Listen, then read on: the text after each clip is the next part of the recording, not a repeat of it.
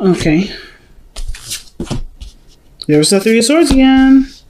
Hey, man. We're getting some different perspectives coming up here. And then the Nine of Cups. What do we want, family? I feel like we know what we want.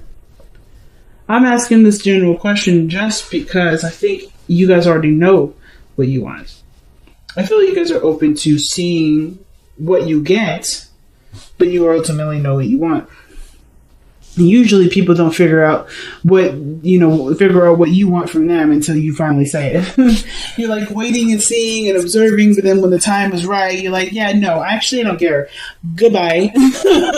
So, yes, Nine of Cups. This is about desire, wants, feeling content, feeling happy, or this is personal happiness. Queen of Swords, that's your energy. Typically, the Nine of Swords is your energy, but for the sake of the reading and the fact that this is the Queen of Swords, the focus is about you, your perspectives, and how you view things. But it also could tell me too that you guys are being very logical about the relationships that you involve yourself in. You guys are probably a little detached with the people that you're involved with because, of course, there's an aspect of you that's protecting yourself right now. Three of Swords don't come up for nothing. There's some things that you're protecting right now. You're not fully giving of yourself at this moment. Like this Queen of Swords, I don't ever see her giving of herself to others. She's always reserved in some way, shape, or form because she's trying to protect herself. That reservation is what makes her truth so potent and so strong, and sometimes pretty gosh darn deadly and pretty gosh darn painful because she's not looking at the situation from your perspective. Queen of Swords is typically the card for Libra. But Libra is also about rule following and following things by a certain way. And if there are certain things that she has in line, no matter what you do, it still does. Unless, of course, there's great reason, which is why this person, Queen energies are usually more receptive than Kings. They'll at least see your side of the story, but usually they still stay the same way. So I feel like you're open but not open, Gemini. You have one foot in, one foot out. Like you're ready to kick someone's ass, but you're also waiting for them to put that glass slipper on your shoe, and you go about your business from there. Sorry for that really weird noise. It was my computer being crazy. Anyway, so in the past you had the Chariot. Things were going great. But I feel like the situation was going perfect as long as you kept things in an orderly fashion, kept moving, kept things in organized condition. As long as you took care of your needs, you were able to do what you need to do to get what you wanted out of it. But now, with all the work that you've been putting in, I feel like you guys are trying to figure out what are the next steps. Because, of course, with the work that you've put in from then to now, you're in a different place, you're in a different lifestyle, you're doing a lot of different things, but you still have got a lot of stuff done and not a lot of return from it. So I don't know if you guys are looking from the situation from the aspect of return, but more of emotional fulfillment. Because I feel like you don't mind doing the work as long as you get something emotionally out of it, which you haven't been getting out of. I feel like you guys have been, the reason why the Queen of Swords are coming up is because you feel like your emotional valves are depleted. Like there's nothing that's filling you up emotionally. So now you're kind of running on, on gasoline. Like we're all like you've turned into robot mode in a sense. But I'm kidding. I don't think any of you guys turned into robot mode. I feel like you guys really want something emotionally pleasing, something emotionally satisfactory. You want to feel content. That's why the Knight of Cups is coming up here. And I feel like the more you start looking at it and start reevaluating, the easier it will become to manifest. I feel like right now it's just figuring out what in particular do you want to begin, or what do you want to manifest? Figuring it out is the biggest thing, right? Making that decision to figure out what it is to run. I feel like you already know. So why do we have the Seven of Coins here? Why do we have the Seven of Pentacles? If you already know what you want, what is there to reevaluate? The Ace of Wands, reconnecting with an ex, starting something passionate, creating a new adventure.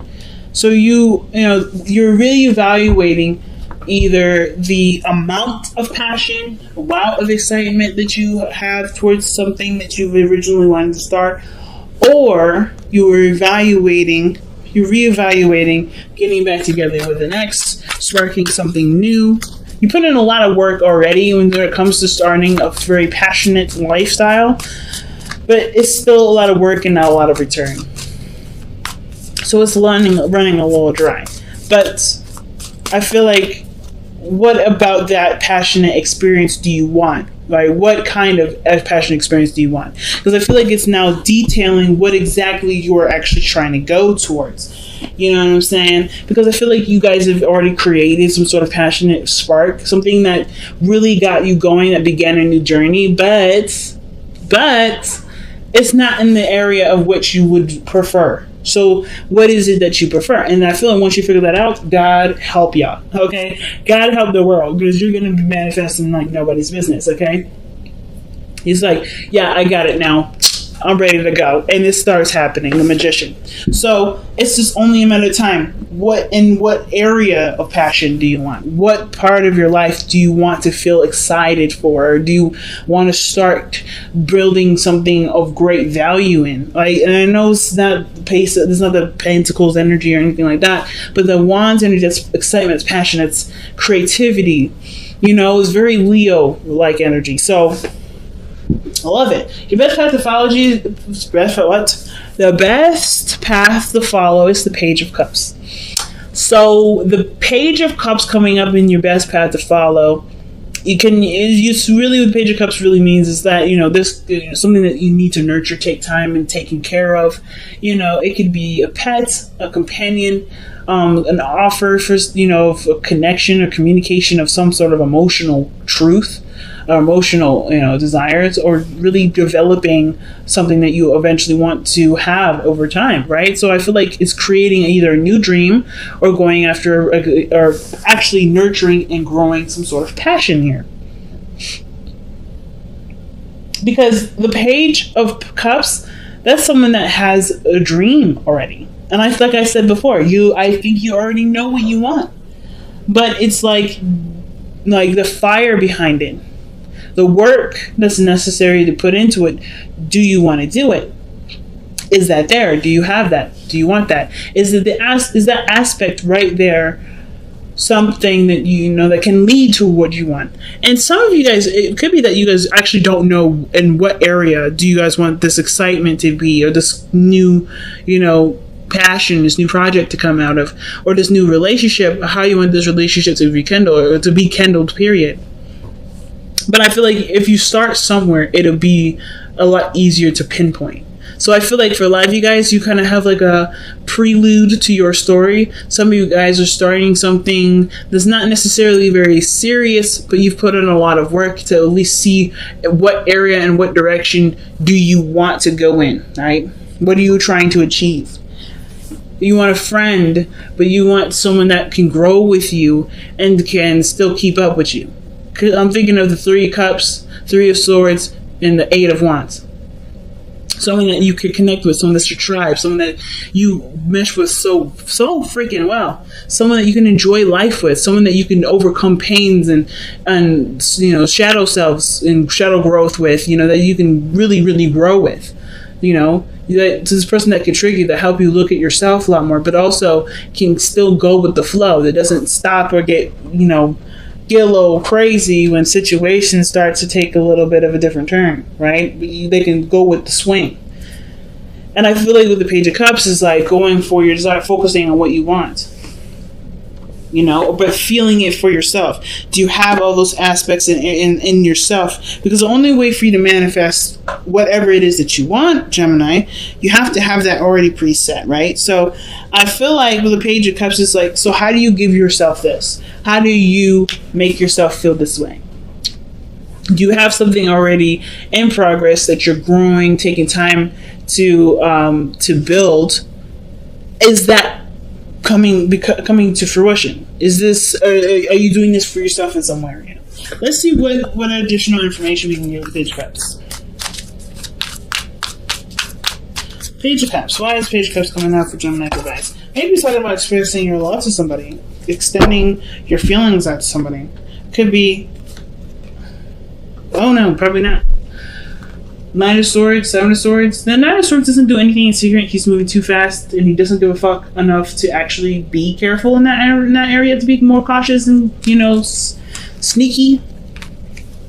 But you got 2 cards here, man. 2 confusing cards together. Like, this combination I would never thought I'd see. But then what's interesting about these two cards too is they're going in the same direction.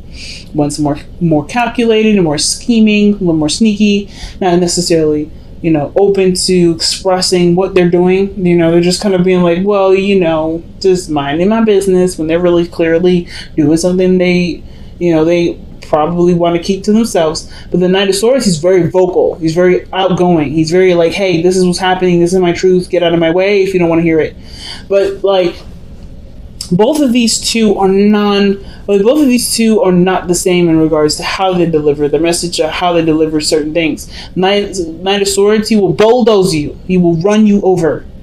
Versus the Seven of Swords, where he would just prefer you to get out, he would just prefer never to run into you at all. So he'll take detours.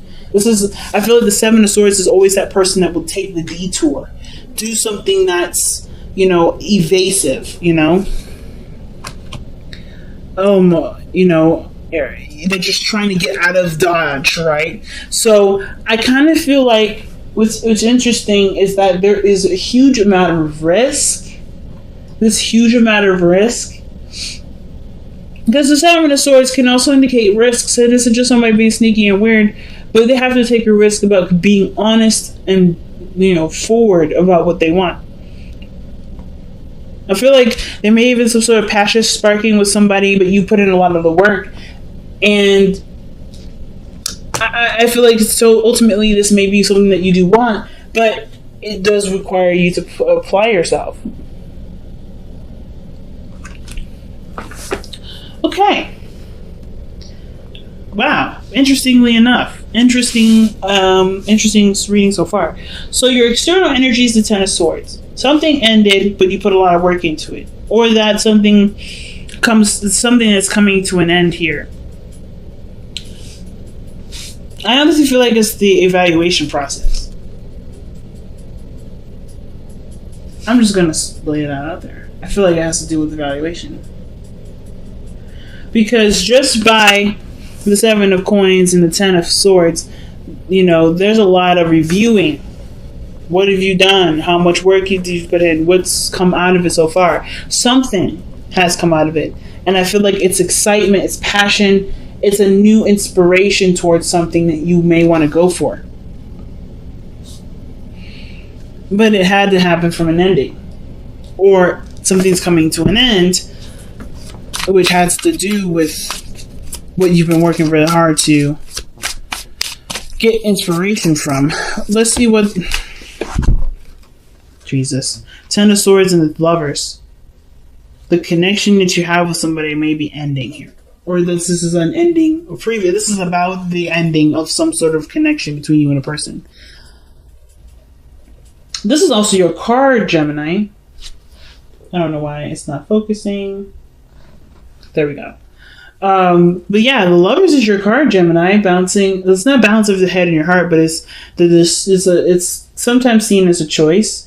How I personally read it is the acceptance of your head with your heart working together with it as a team with your heart, versus your mind trying to convince your mind trying to convince your heart of something else, and your mind, of course, your heart being extremely stubborn with it.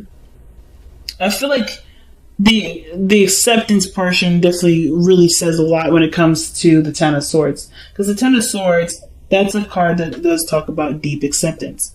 This cannot be changed. This situation is the rawest of the raw of all kinds of all the endings in the tarot. So the fact that this ending is so brutal and so painful, the only way for you to be able to love yourself and to move forward from it is by accepting this loss, accepting the situation as is, and knowing that there can be potential for greatness despite what has already happened. So the Ten of Swords comes up twice in this reading, but is also coming up with the Lovers. So interesting pairing.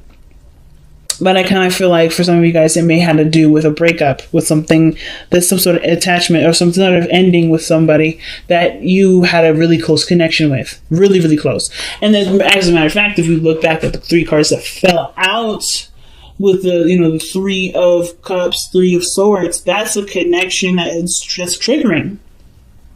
That's a reunion that triggers you, or there's something. This is about your inner circle. It's about your inner circle and the part of that inner circle that triggers you. But I feel like that's something that you want. Even if it triggers you, it's something that you do want. It's just scary to put yourself out there.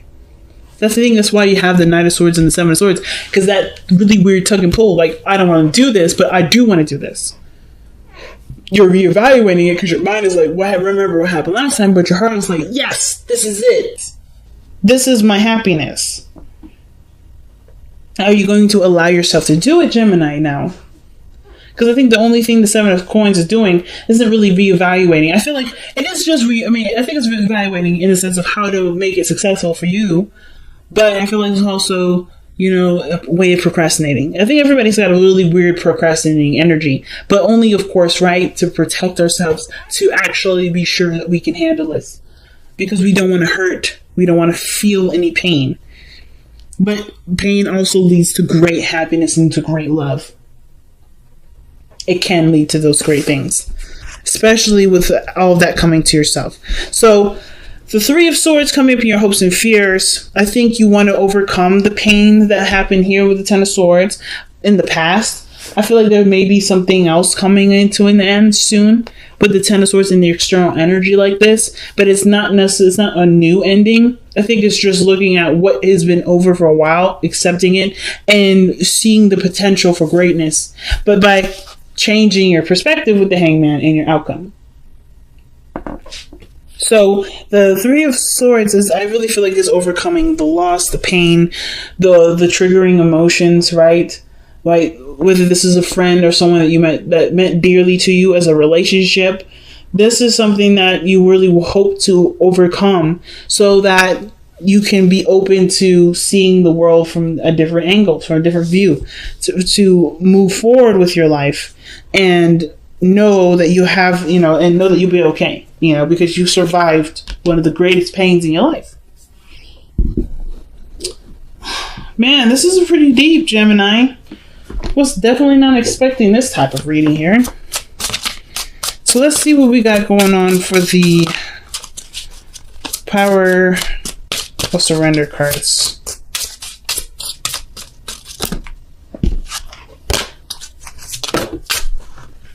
Okay, surrender your belief in scarcity. Jeez. The universe is asking you to open to the infinite nature of abundance. In this way, you can remove blocks in your life and succeed beyond your wildest dreams. The Ten of Swords, the loss, man. That's the only thing at this moment that's not necessarily standing in your way, but it's like the building block that's there that will propel you forward. It's such a huge position. So let's see what time for a nap though. But also take a break. Take some time to rest. Take some time to rejuvenate, to recover, to heal from what you've already experienced. The Ten of Swords is not an easy energy to overcome. It's totally not. And the fact that you're already trying to figure out what your next action is, it's great. But do you have the energy to take all that on after overcoming this serious ending? I feel like giving yourself that time, giving yourself that space, and make sure that you take that rest to make sure that you have all your needs taken care of before going on the journey. I feel like you're on point then. Time for a nap is reminding us that our body needs time to rejuvenate and to heal, to recover, to rest.